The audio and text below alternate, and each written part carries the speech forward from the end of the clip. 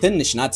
5.8 ሚሊዮን ዜጎችና 10450 ስኩዌር ኪሎ ሜትር ጠቅላላ የቆዳ ስፋት አላት። ከኢትዮጵያ በመቶ እጥፍ ታንሳለች።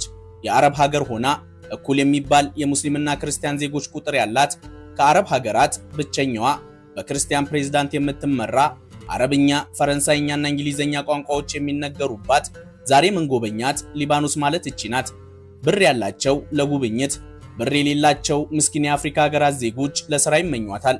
ከመካከለኛው ምስራቅ ሀገራት በተለየ ለም መሬት፣ በቂ የውሃ ሀብትና ምንም አይነት በረሃማ መልክዓ ምድር የሌላት ሀገርም ናት።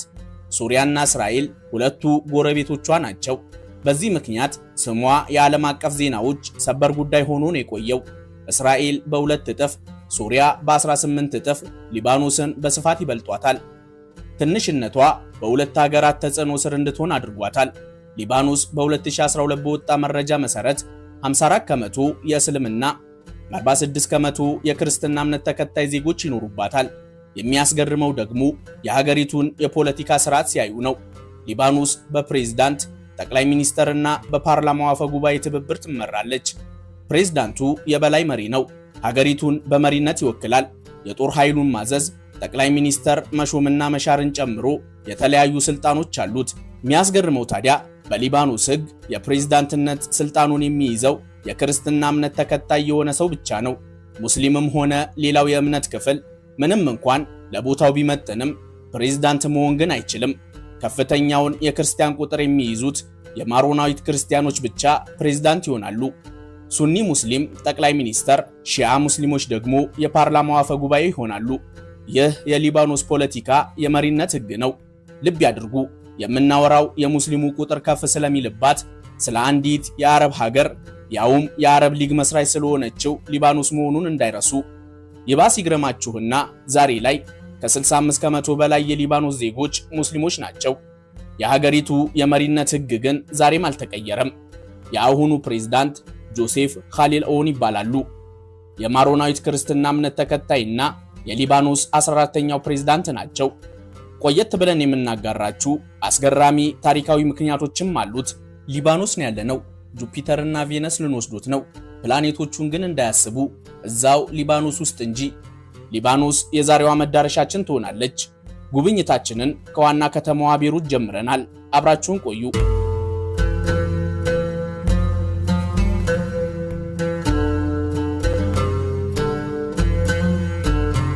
በሀገራችን መርካቶ የቅዱስ ራጉኤል ቤተክርስቲያንንና የታላቁ አንዋር መስጂድን ያቋቸዋል። በሜትሮች ርቀት የተገነቡ የሁለት ሃይማኖቶችን መከባበርና መቻቻል ምልክት የሆኑ የተለያዩ ቤተ እምነቶች ናቸው። ቤሩት ስንገባም ይህንኑ አንድነት ደግመን አየነው። ይህ የሚመለከቱት ብሉ ሞስክ ወይም መሐመድ አልአሚን መስጂድ ይባላል። በኦቶማኖች የግንባታ ጥበብ ኢስታንቡል ውስጥ የሚገኘውን ብሉ ሞስክን ተመስሎ በፈረንጆቹ 2008 የተገነባ መስጂድ ነው። ሰማያዊ ጉልላትና 4 ረጃጅም ሚናሬቶች ያሉት ድንቅ የኪነ ህንፃ ጥበብ የታየበት መስጂድ ነው። ከመስጂዱ ወጥተው 10 እና 20 እርምጃዎችን ሲራመዱ በ18ኛው ክፍለ ዘመን አጋማሽ በፈረንጆቹ 1767 በግሪክ ኦርቶዶክሶች የተገነባውን ይህንን የቅዱስ ጊዮርጊስ የግሪክ ኦርቶዶክስ ካቴድራልን ያገኛሉ።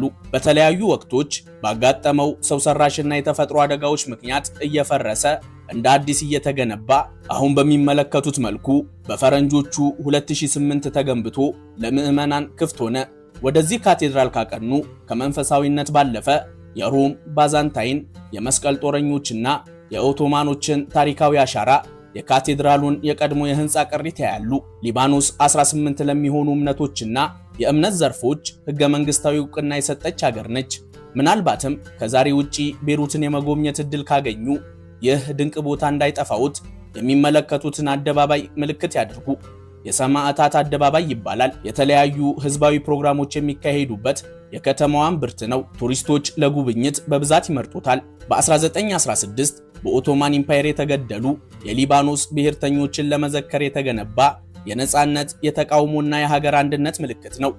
ዛሬ ላይ ከታሪካዊ ቦታነቱ ባለፈ የመቀጣጠሪያ፣ የመገናኛ፣ የተለያዩ ፌስቲቫሎችና ህዝባዊ ስብሰባዎች የሚካሄዱበት በካፌና ሞሎች የተከበበ ቦታ ነው።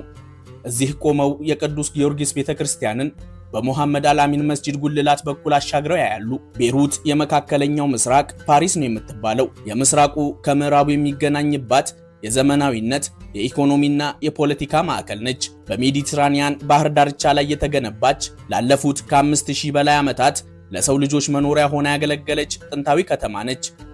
ከ7 ጊዜ በላይ በጦርነት በወረራ ጥቃትና በተፈጥሮ አደጋዎች ምክንያት ወድማ እንደ አዲስ ነው የተገነባችው። የሊባኖስ ከግማሽ በላይ ዜጎች ይኖሩባታል። በቢዝነስ በጣፋጭ ምግቦቿ በምሽት ህይወት የምትታወቅ ዋነኛ የቱሪስት መዳረሻ ነች። እንደ IOM መረጃ መሰረት ከ32000 በላይ ኢትዮጵያውያን ይኖሩባታል። ቤሩት ለምግብ አፍቃሪዎች ገነት የሆነች ከተማ ነች። ሻውርማ፣ ሁሙስና ፈላፍል ሊባኖሶች ከራሳቸው አልፈው ዓለምን በፍቅራቸው ያጠመቁበት ምግባቸው ነው። ሻውርማን የትም በልተው ሊሆን ይችላል። የመገኛዋ ምንጭ የሆነችውን የሊባኖስን ሳይቀምሱ ግን በልቼ ነበር እንዳይሉ ቤሩት ሆነው የሻውርማ አምሮቶትን የሚወጡበት ምርጥ ሬስቶራንትን ጠቁሞት። ሬስቶራንት ጆሴፍ ይባላል። በ2015 ከ150 ከተሞች የተውጣጡ ከ4000 በላይ እጩዎችን በማሸነፍ የዓለማችን ምርጥ ሳንድዊች ሽልማትን ያገኘ ሬስቶራንት ነው። እዚህ ተገኝቶ የዓለማችንን ቁጥር 1 ሻወርማ ማጣጣም የዓለማችን የሻወርማ አፍቃሪዎች ሁሉ ምኞት ነው። ቱሪስት ከሆኑ ከሀገሬው ሕዝብ የተለየ ሻወርማ ይቀርብልኛል ብለው ሳይሳቀቁ የሚመገቡበት ቤት ነው። ዝነኛውን ባርበር ሬስቶራንት በሁለተኛ ምርጫዎት ላይ ያስቀምጡት። ሊባኖስ መጥተው ዳይት ላይ ነኝ ማለት አይቻልም። ይህ የሀገሪቱ ያልተጻፈ ሕግ ነው።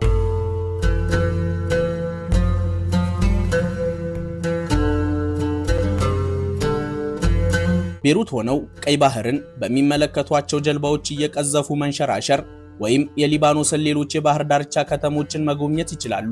የቀን ጉብኝቶትን ሲጨርሱ የምሽቱ ይከተላል። ቤሩት በምሽት ሌላ ታሪክ ይዛለች። ደረጃቸውን የጠበቁ ባሮችና የመሽታ ቤቶች አሏት። ሲፈልጉ በፎቆቹ የመጨረሻው አናት ላይ በተገነቡ ባሮች፣ አይካሉም በባህር ዳርቻዎቿ ላይ ባሉት የምሽት ክለቦች የቀን ድካሞትን ረስተው ባላለቀ በሚሉት ምሽት ሲያስነኩት ያነጋሉ።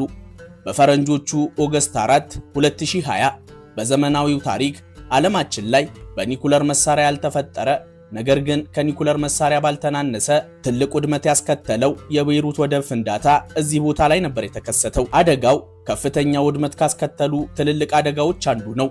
በአደጋው ከ218 በላይ ሰዎች ሲሞቱ ከ7000 በላይ የሚሆኑት ቆስለዋል። ከ300000 በላይ ሕዝብ ከቤቱ ተፈናቅሏል። ኢኮኖሚያዊ ጉዳቱም ቀላል የሚባል አይደለም። ከ15 ቢሊዮን ዶላር በላይ ሀብት በዚህ ችለት ወድሟል። ዜጎች ለዚህ ሁሉ አደጋ መንስኤ መንግስታቸውን ተጠያቂ ያደርጋሉ። በፈረንጆቹ 2013 ኤምቪ ሮሰስ የተባለች የካርጎ መርከብ መነሻዋን ከጆርጂያ አድርጋ 2.8 ቶን አሞኒየም ናይትሬት ጭና መዳረሻዋን ሞዛምቢክ ለማድረግ ጉዞ ጀመረች። ሜዲትራኒያን ባህር ስትደርስ ባጋጠማት ቴክኒካል ችግሮች ምክንያት ቤይሩት ወደብ ላይ ለመቆም ተገደደች። ያልተከፈለ የወደብ ክፍያና የደህንነት ችግሮች የነበሩባት መርከብ በሊባኖስ ባለስልጣናት ቁጥጥር ስር ተደረገች። ጭነቱም በቤይሩት ወደብ ላይ ወደሚገኘው ሃንገር 12 መጋዘን እንዲራገፍ ተደረገ። አሞኒየም ናይትሬት ለመዳበሪያነትና በማዕድን ማውጣት ቁፋሮ ላይ የሚያገለግል ተቀጣጣይ ኬሚካል ነው።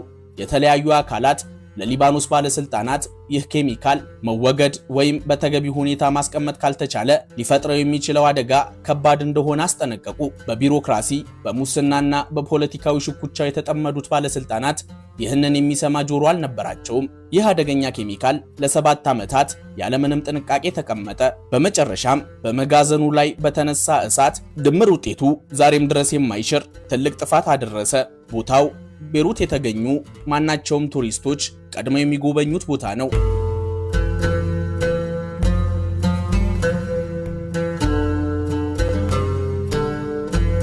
የቤይሩት ጉብኝታችንን አጠናቀን ወደ ሌላኛዋ ታሪካዊ የሊባኖስ ከተማ እያቀናን ነው። ሲያሻን በባስ ወይም በኮንትራት ታክሲዎች፣ እኛ ግን የሜዲትራኒያን ባህር ውበትን እያየን በጀልባ እንጓዛለን።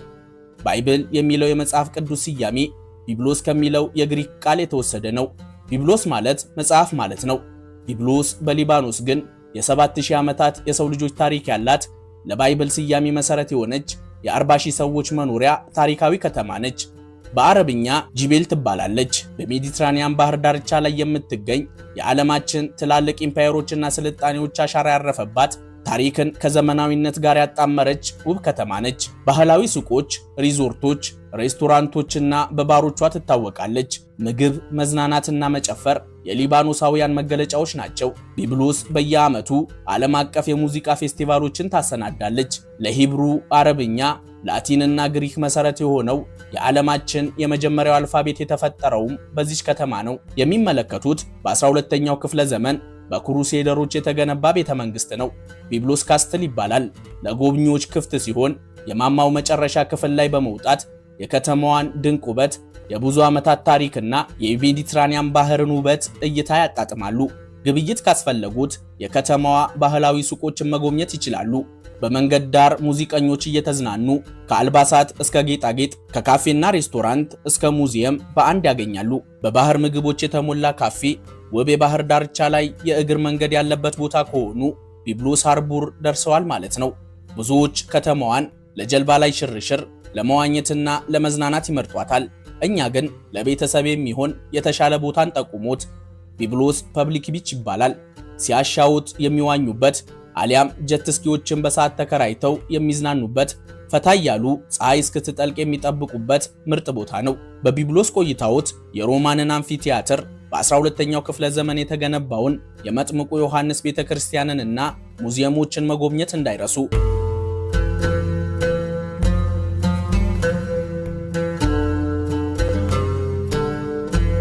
ከጎብኚዎች ግርግር ወጥተው ትክክለኛውን የሊባኖሳውያንን ሕይወት ለማየት ወደ ትሪፖሊ መምጣት ይኖርቦታል።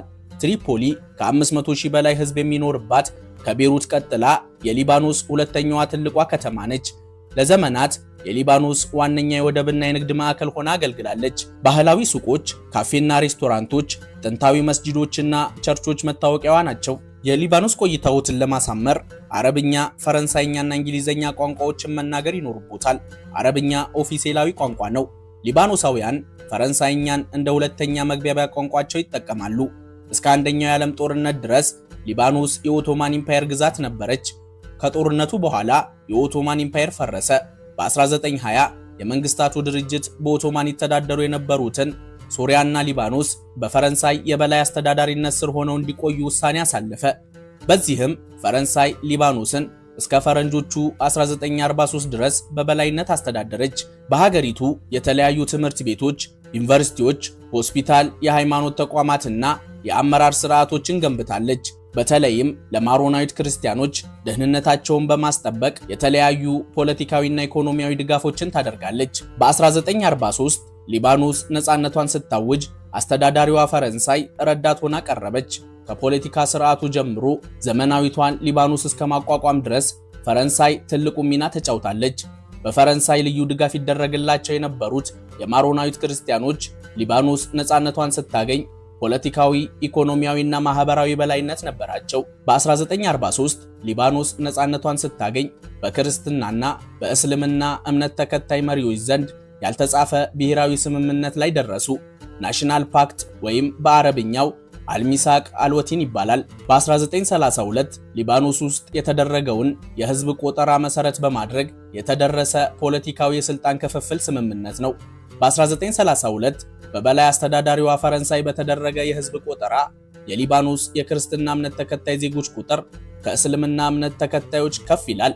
በዚህ ምክንያት 128 ወንበሮች ያሉት ፓርላማው 55 ከመቶ በክርስትና እምነት ተከታይ የፓርላማው አባላት፣ ቀሪውን 45 ከመቶ በእስልምና ተከታዮች እንዲያዝ ተደረገ። ማሮናዊቶች ሀገሪቱን በመሪነት ይወክላሉ። የጦር ኃይሉን የማዘዝ ጠቅላይ ሚኒስተር መሾምና ሀገሪቱን በበላይነት የመምራት ስልጣን በመያዝ ፕሬዝዳንት ሆኑ። የጠቅላይ ሚኒስተርነት ድርሻውን ሱኒ ሙስሊሞች ተቆጣጠሩት። የፓርላማው አፈጉባኤነት ስልጣን ለሺዓ ሙስሊሞች ተሰጠ። ይህ ፖለቲካን በሃይማኖት የመከፋፈል ስርዓት ውጤቱ ግን አላማረም። ከ1975 እስከ 1990 ለ15 ዓመታት የቆየ ከ150 ሺህ በላይ ንጹሃንን የቀጠፈ የእርስ በርስ ጦርነት ምክንያት ሆነ። በ1989 ሁለቱ የፖለቲካ አመራሮች በሳውዲ አረቢያ በአረብ ሊግና በዓለም አቀፉ ድጋፍ ለእርስ በርስ ጦርነት ማብቂያ የሆነውን ስምምነት ላይ ደረሱ። የጣይፍ ስምምነት ይባላል። በስምምነቱ ሁለቱም ተዋጊ ሚሊሻዎች ትጥቅ እንዲፈቱ 128 የፓርላማው መቀመጫዎች በእኩል በሙስሊምና ክርስቲያን አባላት እንዲያዙ የሀገሪቱ የፕሬዝዳንትነት ስልጣን በማሮናዊቶች እጅ ላይ ቢሆንም የፕሬዝዳንቱ ስልጣን በመቀነስ የጠቅላይ ሚኒስተሩን ስልጣን ከፍ እንዲል ተደረገ። ለፖለቲካና የኢኮኖሚያዊ ችግር ማገዶ የሚሆኑ ዜጎች ግን ከሃይማኖት የነጻ ዕውቀት ባላቸው አመራሮች የምትመራው ሊባኖስ ይመኛሉ።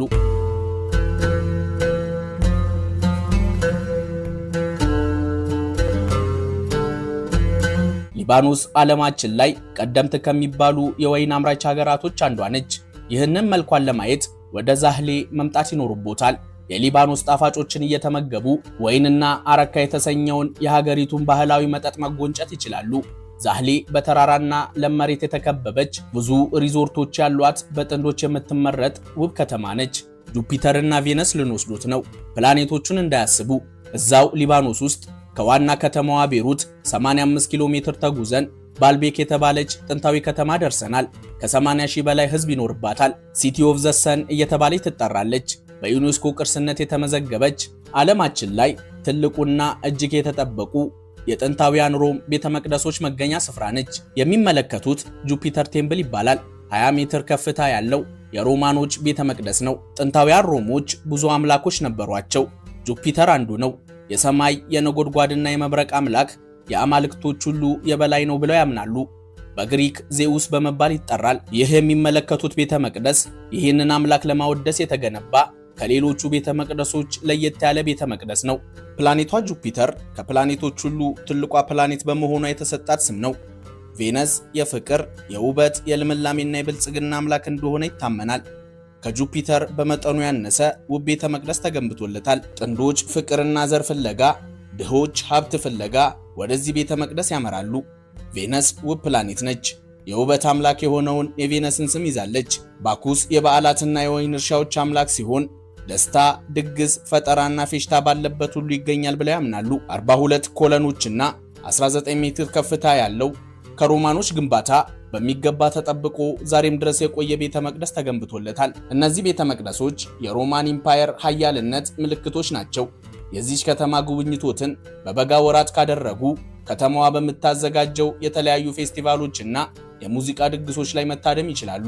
የወይን አምላክ ተብሎ በሚጠራው የባኩስ ቤተ መቅደስ ውስጥ ሆነው በአካባቢው የሚዘጋጀውን ወይን መጠጣት ለየት ያለ ስሜት ሊፈጥርቦት ይችላል። ሊባኖስ የመካከለኛው ምስራቅ ስዊዘርላንድ እየተባለች ነበር የምትጠራው በሁለት ምክንያቶች። የመጀመሪያው ባላት ተፈጥሯዊ በረከት ሲሆን ሊባኖስ ከሌሎቹ የመካከለኛው ምስራቅ ሀገራት በተለየ ለም መሬት፣ በቂ ንጹህ የውሃ ሀብትና አረንጓዴያማ ተራራዎች፣ ከሁሉ በላይ የሚያስገርመው ምንም አይነት በረሃ የሌለባት ሀገር መሆኗ ነው። ሌላኛው በምትከተለው ፖለቲካዊና የባንክ ስርዓቷ ምክንያት የተሰጣት ስም ነው። ሊባኖስ ከሌሎች የአረብ ሀገራት በተለየ ተቀራራቢ የሙስሊምና ክርስቲያን ቁጥር እንዳላት ነግረኑታል።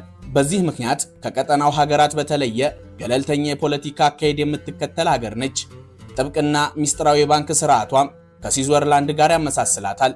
ገለልተኛ አቋሟ ከዚህ ሚስጥራዊ የባንክ ስርዓቷ ጋር ተደምሮ ለመካከለኛው ምስራቅ ከበርቴዎች፣ ባለስልጣናትና የንጉሳውያን ቤተሰቦች ዋነኛ የሀብት መሰወሪያ ቦታ ሆና ታገለግል ነበር። ይህ ጊዜ የሊባኖስ ወርቃማ ጊዜ በመባል ይታወቃል።